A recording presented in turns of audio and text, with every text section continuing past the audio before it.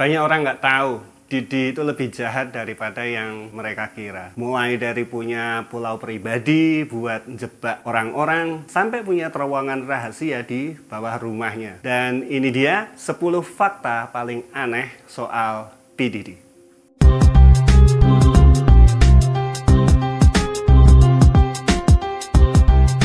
Pertama-tama, mungkin kamu nggak tahu kalau Didi itu agak terlalu akrab sama ibunya. Dekat sama ibu baik ya, tapi ketika terlalu deket, coba deh kamu lihat sendiri. Jadi di sebuah live Instagram tahun 2022, dia nggak cuma nyium ibunya di bibir, tapi juga mengakui hal-hal yang agak aneh. Yeah, my mom's single. Yeah, for real. Mom do know how to have a good time. She ain't sitting in the house playing. Outside moving and shaking, baby. She come with me to strip club. I don't care. Real. Tapi ikatan keluarga ini jadi semakin aneh di nomor 9. Gimana kalau aku bilang kayaknya kejahatan-kejahatan aneh ini sudah jadi tradisi di keluarganya Didi. Ini anaknya, Christian Combs, dan aneh banget gimana dia mirip banget sama bapaknya. Contohnya di tahun 2022 ada seorang wanita bernama Grace Omercake yang kerja di acara Didi sebagai bartender. Awalnya semua berjalan baik, normal, orang-orang minum, joget-joget, dan bersenang-senang. Tapi makin malam, Grace mulai merasa nggak enak badan dan kayak ada yang aneh. Nggak lama setelah itu, dia merasa tiba-tiba kayak dipojokkan di sebuah ruangan bersama Christian. Disitulah Christian diduga melecehkan dan menyerang Grace. In this audio that CNN has listened to, you can specifically hear the accuser who alleges that she was being forced to take this tequila shot that she believed was laced with drugs. And in the audio, you can hear her asking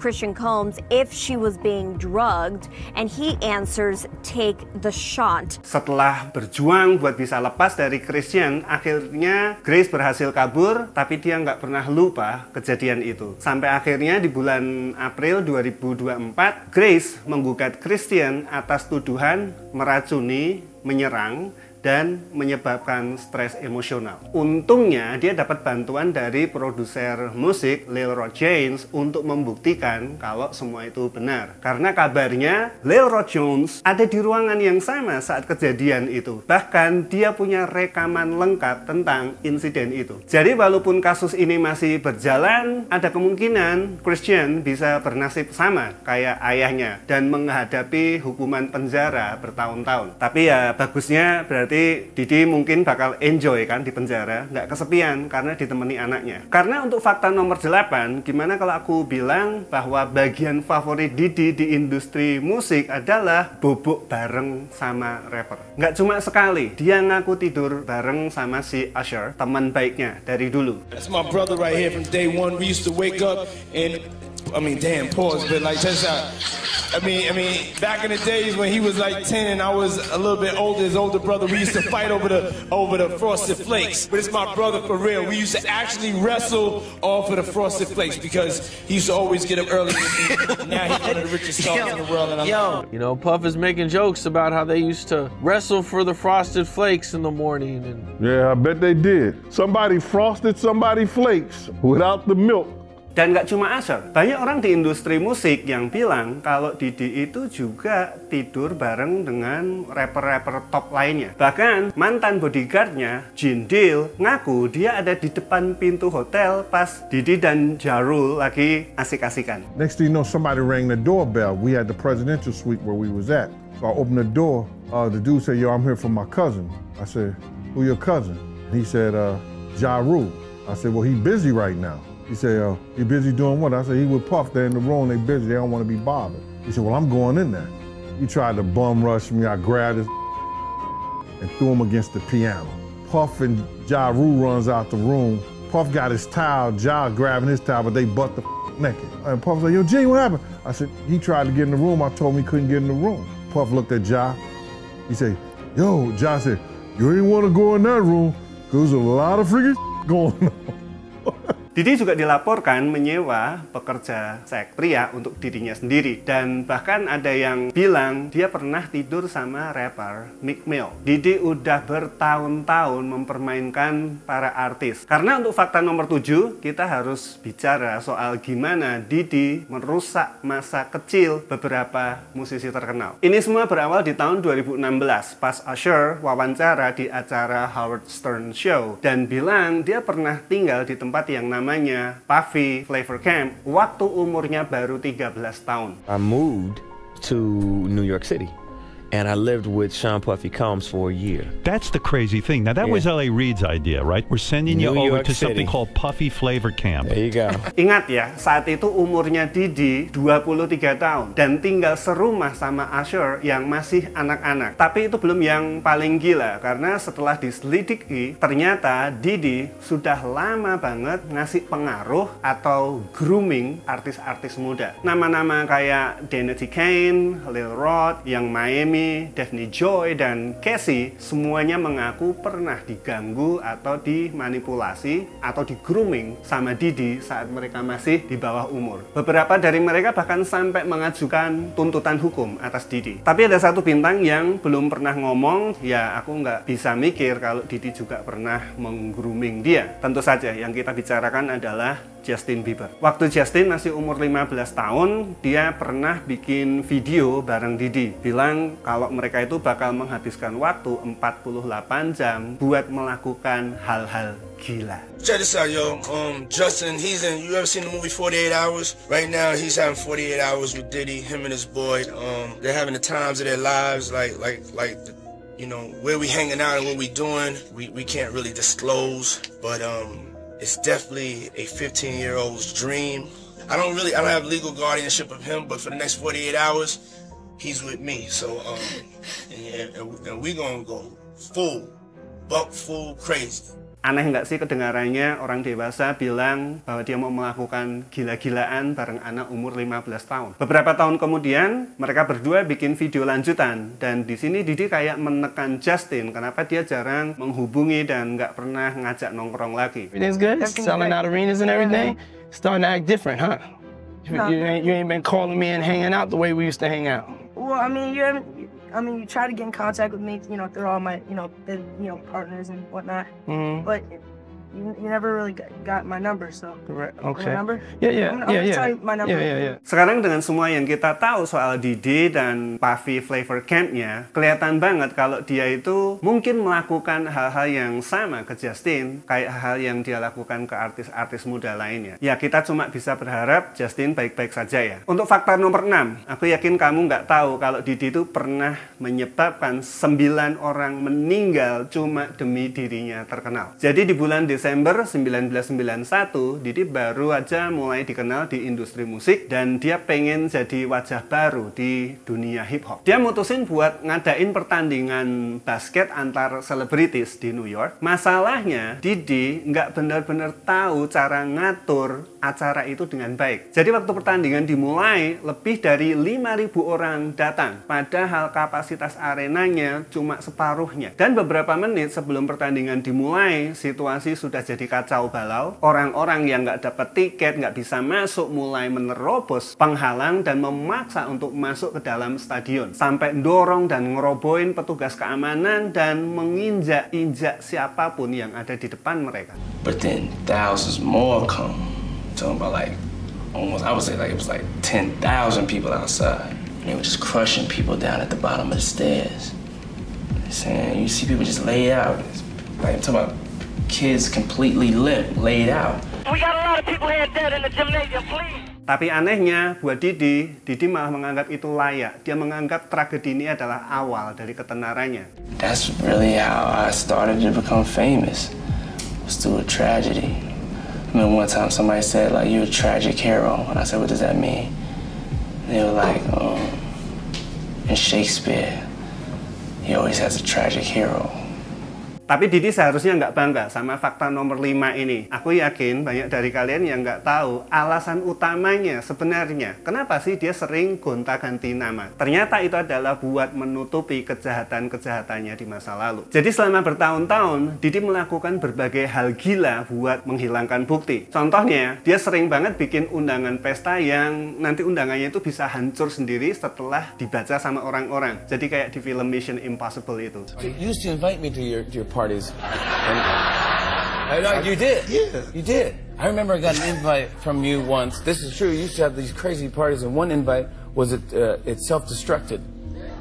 It was you talking, and so you gave the information of where the party was, and then it said this message was self-destructed. I'm very high concept. Dan di tahun 2023 dia bahkan kabarnya membayar hotel sebesar $50.000 buat menghancurkan rekaman yang menunjukkan dia menyerang Casey, mantan pacarnya sendiri. Didi tahu kalau dia mau terus melakukan hal-hal gila, dia perlu cara buat bersihin reputasinya. Jadi tiap kali dia terlibat masalah, dia ganti nama, ngelungsungi kalau orang Jawa bilang. Misalnya di tahun 1990-an, setelah dia menyerang seorang pegawai Interscope Records, dia langsung ganti nama dari Puffy menjadi Puff Daddy. Lalu setelah terlibat dalam kasus penembakan di klub malam New York, dia ganti nama lagi dari Puff Daddy jadi P. Diddy. Dalam 10 tahun, dia udah ganti nama aja sampai 3 kali buat nutupi masalahnya. Bahkan setelah semua itu, dia masih ngerasa perlu buat ganti nama jadi Diddy saat tuduhan-tuduhan yang kita tahu sekarang ini terus berdatangan. Di tahun 2021, setelah makin banyak tuduhan menimpa dia memutuskan buat ganti identitas lagi dan merubah namanya jadi Love. Ya, Love saja, nggak ada nama depan, belakang, Love aja. Dan setelah dia terus-terusan terlibat dalam kekerasan, akhirnya dia balik lagi ke nama Diddy. Berharap nggak ada yang sadar sama rencana dia. Tapi mantan bodyguardnya, Gene Deal, keluar buat buka-bukaan soal semua ini. Being Diddy rich takes a guy that once name was Puffy, that after every tragedy he had in his life, he had to change his name, Puffy. Puff Daddy, Diddy, Brother Love, Love. Didi mungkin bisa ya nyoba sembunyi, tapi dia juga tahu kalau itu nggak akan bisa bertahan selamanya. Karena untuk fakta nomor 4, gimana kalau aku bilang ke kamu bahwa Didi sendiri itu sebenarnya udah memprediksi kejatuhannya. Selama bertahun-tahun sebenarnya banyak selebritis yang sudah coba kasih peringatan orang-orang soal Didi, tapi mungkin banyak yang nggak sadar waktu itu. Misalnya di tahun 1998 ada momen di mana Mike Tyson dengan halus menarik tangan Didi dari lututnya saat lagi diwawancarai. Atau waktu Rosie O'Donnell bercanda di acara tahun 2000 tentang Didi yang waktu itu nominasi untuk banyak Grammy. A lot of multiple Grammy nominees this year. Lauryn Hill's got 4, TLC's got 8, and Sean Combs 5 to 10. Get it? Like he's going to jail? Right. All right, I don't mean to be mean because, I mean, he's a nice guy and he can really sing. Bahkan komedian Cat Williams mencoba ngasih peringatan di tahun 2023 dengan bilang bahwa pada akhirnya semua rahasia mereka akan kebongkar. Deviance is all catching hell in 2024. It's up for all of them. It don't matter if you Diddy or whoever you is. TG Jakes, any of them. All lies will be exposed. That's all. Tapi yang paling aneh, bahkan Didi sendiri itu pernah memprediksi nasib buruknya. Di tahun 1999, Didi bilang di wawancara dengan Entertainment Tonight persis apa yang akan terjadi. They won't even give me a permit for the parties, man. They don't want me to throw the parties no more. But we ain't gonna stop. We gonna keep on having fun, bringing people together from all walks of life. You gonna hear about my parties. They're gonna be shutting them down. They're gonna probably be arresting me, doing all types of crazy things just because we want to have a good time.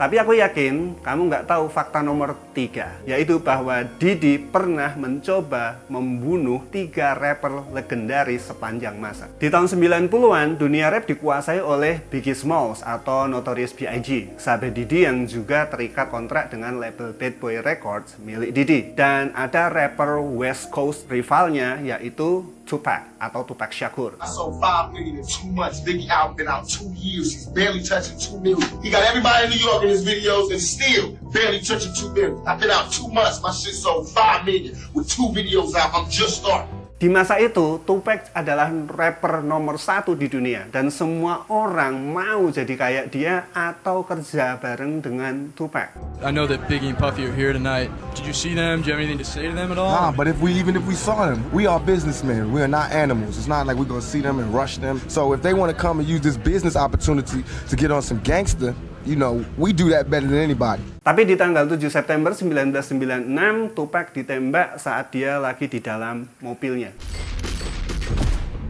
Trauma-plagued rapper and actor Tupac Shakur is dead at the age of 25, just about a week after sustaining 4 bullet wounds last Saturday night in Las Vegas. Saat itu nggak ada yang ditangkap atas kematian Tupac, dan bertahun-tahun orang menduga kalau Diddy ada di balik semuanya itu, karena mungkin dia cemburu dengan kesuksesan Tupac. Tapi di tahun 2023, 27 tahun setelah kematian Tupac, seseorang bernama Keith D akhirnya ditangkap karena diduga ada kaitannya dengan pembunuhan itu. Saat diinterogasi, Keith D bilang kalau Diddy bayar dia $1 juta buat menghilangkan nyawa Tupac. Tapi masalahnya nggak berhenti di situ, karena setelah Tupac meninggal, Biggie jadi target berikutnya. Awalnya Diddy dan Biggie itu deket banget, bahkan bisa dibilang terlalu dekat ya sebagai cowok sama cowok. I look at him like I say Jesus. And next question is.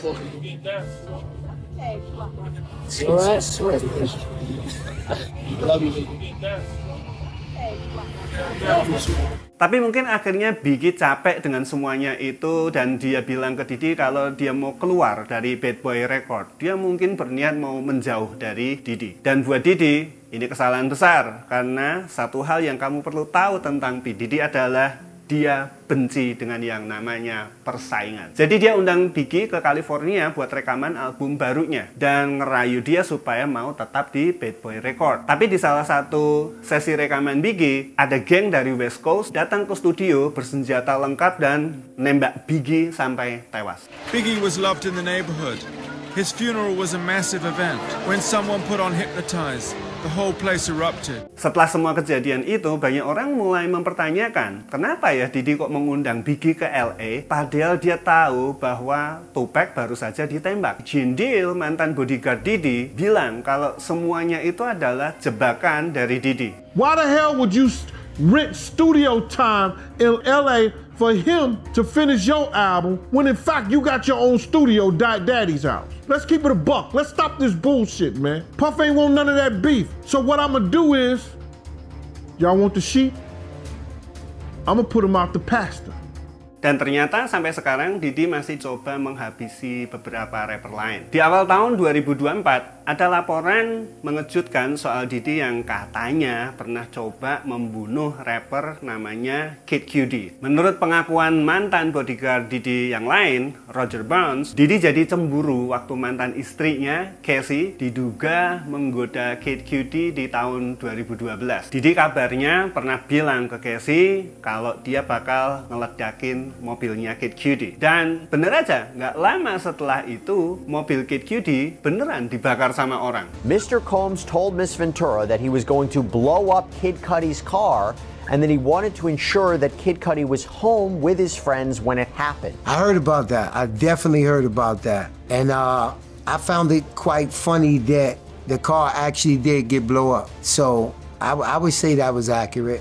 Untungnya waktu itu Kid Cudi nggak ada di dalam mobil. Tapi upaya ini cuma salah satu dari banyak tuduhan serius yang lagi dihadapi Diddy saat ini. Nah, kalau kamu lihat gimana masa kecil Diddy, mungkin bisa sedikit paham kenapa dia jadi kayak gini. Karena untuk fakta nomor 2, masa kecil Diddy di Bronx bisa dibilang cukup keras dan bikin dia jadi orang yang berbeda. Waktu Diddy masih umur 3 tahun, ayahnya meninggal dalam sebuah transaksi narkoba yang gagal. Tuh, udah kelihatan kan, bapaknya aja kriminal. My father, he was killed when I was 3 years old.